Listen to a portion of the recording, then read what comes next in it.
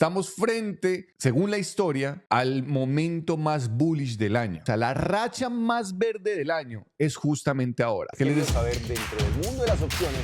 Y eso fue todo para ganarme mis $10. Está muy por encima del objetivo anual de atentos porque hoy les voy a ahora. Que les decía que los días más fuertes siempre, digamos, verdes, cuando hablamos de días alcistas, se presentan dentro de ciclos bajistas.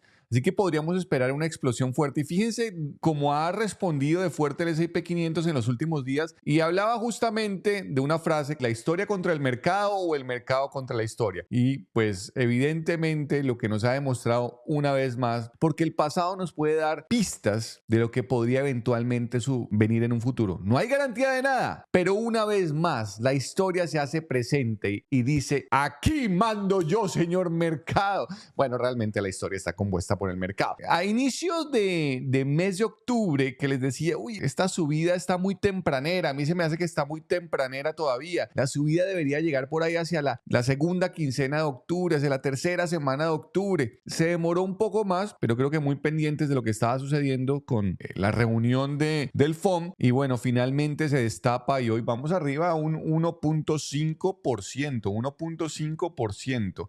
Así que la historia no siempre se repite, pero a veces rima.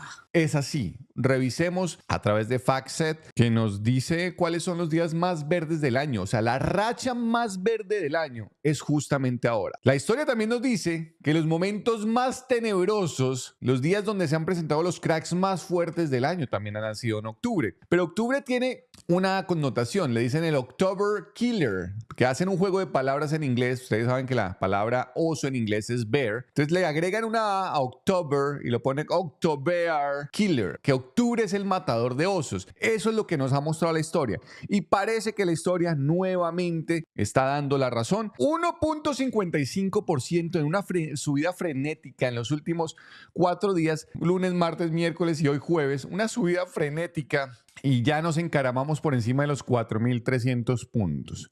4.300 puntos que dejan entusiasmados a más de uno. 4.300 puntos que ayudan a aliviar a uno que otro. Todos los Iron Condor se salvaron. De verdad, muy contentos. Posiciones que por ahí venían ahí roleándose. Starbucks, por ejemplo, se pudo cerrar en positivo esta mañana. Y bueno, la historia nuevamente. Se presentaron 3 soldados hasta el día de ayer, que los vamos a ver en un minuto en la gráfica. Y eso, pues ya hablábamos que era un movimiento alcista. Y vamos a encontrar ahí una pared muy fuerte, que de hecho ayer se dio, y que la única forma de hacer, digamos, una perforación de la pared sería con un movimiento alcista muy fuerte. Y efectivamente hoy se da el movimiento alcista muy fuerte porque, digamos que desde el punto de vista técnico, un movimiento flojito no nos daría mucho por lo cual alegrarnos. Pero 4.300 puntos, creo que empezamos a respirar un poco más tranquilos, ya no tan agitadamente, porque nos alejamos de la zona de corrección. Pero miren que es la segunda vez que hace este movimiento en los últimos 4 años. Es la segunda vez que hace este movimiento. Viene y toca la zona de corrección, entra el S&P 500 en la zona de corrección y ahí rebota. La semana pasada, justamente el jueves, decíamos, pareciera que el que quisiera entrar allí a buscar un soporte importante sería el Nasdaq. Recuerda que lo dijimos, pareciera que fuera el Nasdaq. Y por eso de pronto se nos había salido el S&P 500 se había salido un poquito de madres, porque el Nasdaq todavía le faltaba un tramo de corrección hacia la media móvil 200 que en un momento vamos a ver en la gráfica, y que de repente ese era el espacio, ese era el gap que le faltaba por llenar. Entonces eso fue coincidencial porque alguien me preguntó por el Nasdaq y empezamos aquí, y fíjense que eso es lo lindo de estos espacios en donde entre todos contribuimos al conocimiento y aquí sacamos los análisis y efectivamente se termina dando que alcanza a bajar un poquito más para buscar el Nasdaq esa zona de soporte, y ahí revienta el Nasdaq, rebota hacia arriba y arrastra el S&P 500. Entonces hablábamos pues de la importancia que tenían factores, por ejemplo, como el peso que tienen las principales compañías dentro del Nasdaq, Apple, Microsoft, Tesla, Meta, y eso podría convertirse en un arrastre importante, porque cuando ponemos en igual ponderación todos los componentes del S&P 500, vamos a ver que seguimos teniendo un año negativo. Sigamos si excluimos los componentes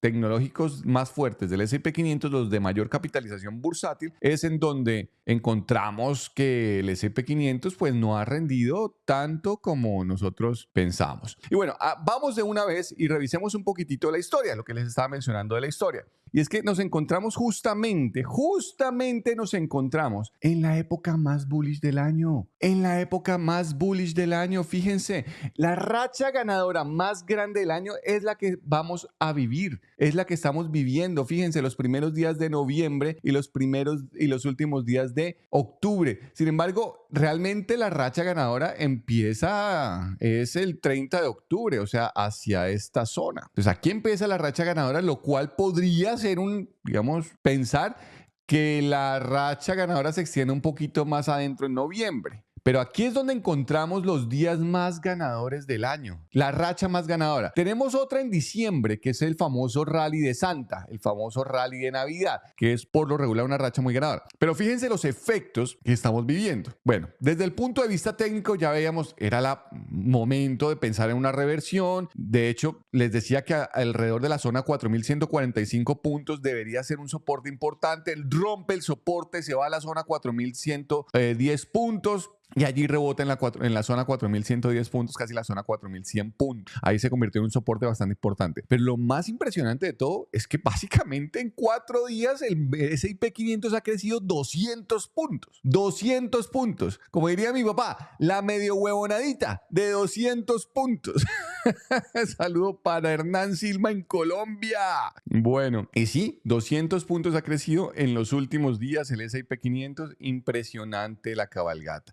Ahora, hay que abordar esto con tranquilidad. Las otras noticias buenas se reportan desde los bonos. Digamos que después del discurso de Jerome Powell el día de ayer, dejaría entrever que potencialmente no va a haber más aumentos, que puede que las tasas se mantengan en este nivel durante un largo periodo de tiempo, pero que potencialmente no van a haber más aumentos. Digamos que no lo dice explícitamente, pero leyendo entre las líneas, decían la inflación va bien, necesitamos un poquito enfriar la actividad económica, necesitamos un poquito enfriar el empleo, el empleo sigue siendo, digamos, muy fuerte. Lamentablemente lo que tenemos que hacer, porque tenemos que pensar es en la estabilidad a largo plazo y en el control de precios. Y bueno, diría que para ellos su termómetro es el PCE y el PCE viene dando signos vitales de descenso, ¿no? de la inflación, porque la Reserva Federal seguía más por el PCE que por el PCI. ¿Cuál es la diferencia entre uno y otro? El CPI es el Consumer Price Index, el índice de precios al consumidor, el índice de la canasta básica, pero el PCE y el Core PCE excluye los alimentos y excluye los combustibles, que son los componentes más volátiles de esta medición. Entonces ellos prefieren guiarse por el PCE, pero mientras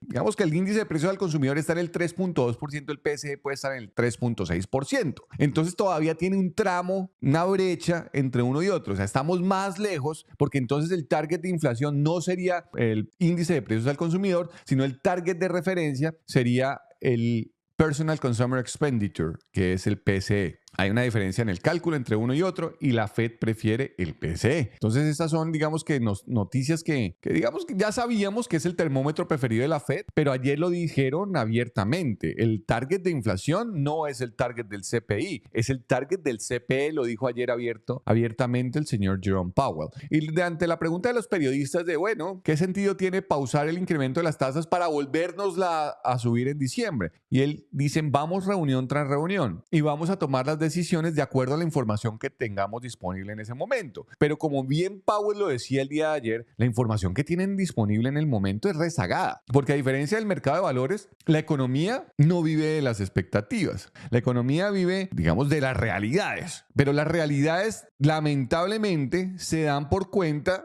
de datos pasados. Esa es la realidad.